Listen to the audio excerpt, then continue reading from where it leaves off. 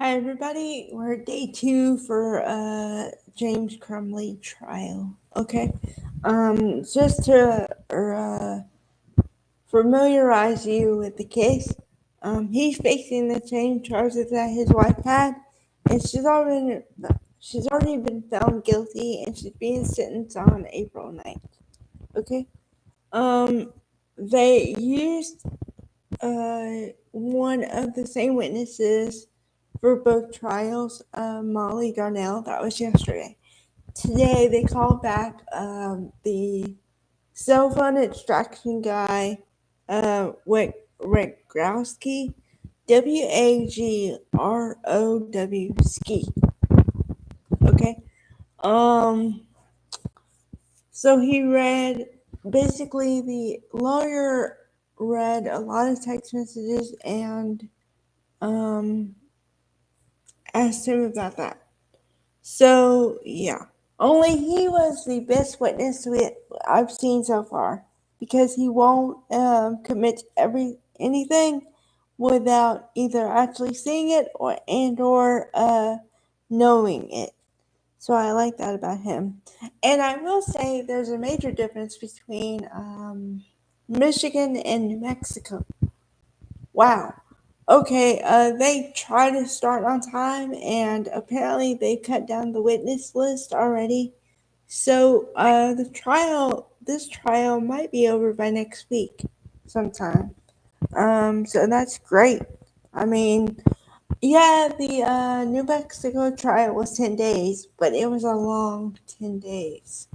Um, like I said before, the state had 30 witnesses in that trial.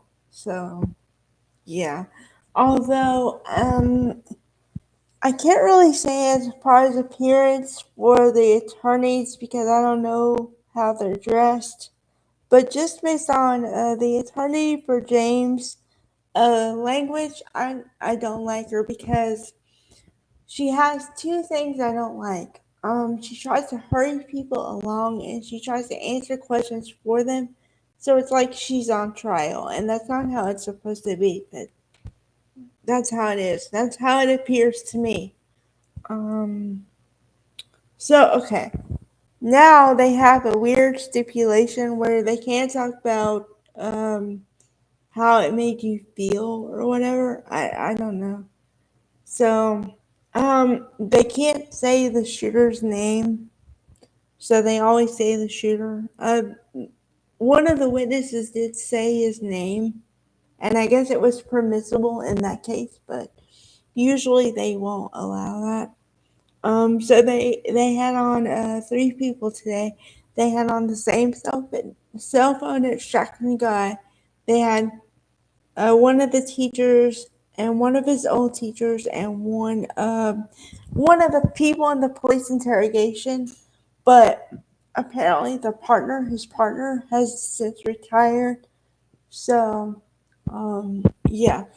Um, but this reiterates the fact that I said the other day. If you're ever in trouble with the police, don't say anything in the interrogation, because now this is the third time I've seen them use things that people said against them in court. So beware. Um, um, yeah. But, yeah. Oh. Okay, this is huge for me. I talk about affect all the time. All right. And I honestly think that, well, and I think I said this before in another video for the trial when I was covering it.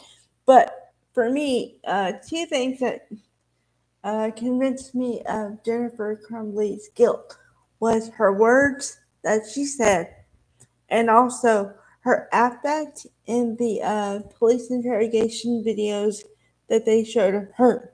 Because, and I didn't think they were making it up, but I didn't think it would be as blatant as it is. Okay? All right. I'm going to talk about a juxtaposition here. All right? We have Jennifer Crumbley on the phone and texting on her phone while the interrogation is going on. And Meanwhile, on the other side, her husband, during his own interrogation and hers, I believe, although they didn't focus on him. But anyway, okay, during his own interrogation videos, he is seen with his head down, looks like he's crying, concerned, wanting to answer the questions and wanting to be involved. And Jennifer Crumbley on the other side, like they're at a table, okay? He's sitting here and she's sitting on the other side. She's on the phone, texting and doing whatever. And he's someone talking to the police and even when they ask her questions, she doesn't seem engaged at all. At all. Okay? That's one major thing. Another thing about the affect is even in court today and yesterday, James Crumbley, when the evidence about before what happened, like when the people were still not, hurting, injured, whatever, he was seen visibly sobbing and crying and dabbing his eyes with a tissue or something. That was day one. Day two, they had the another teacher, like I said, and he was crying and sobbing during that too. So emotions, he's totally got them. Jennifer Complete did not. So uh, I don't know what that's ultimately going to mean, but these are just my feelings about it. So the reason I can talk about it now is because they stopped court early today because that trial is going faster and they're cutting through the witnesses like really fast. And also, they deleted a bunch of witnesses already. So that's why I think it's going to finish by next week. So, okay.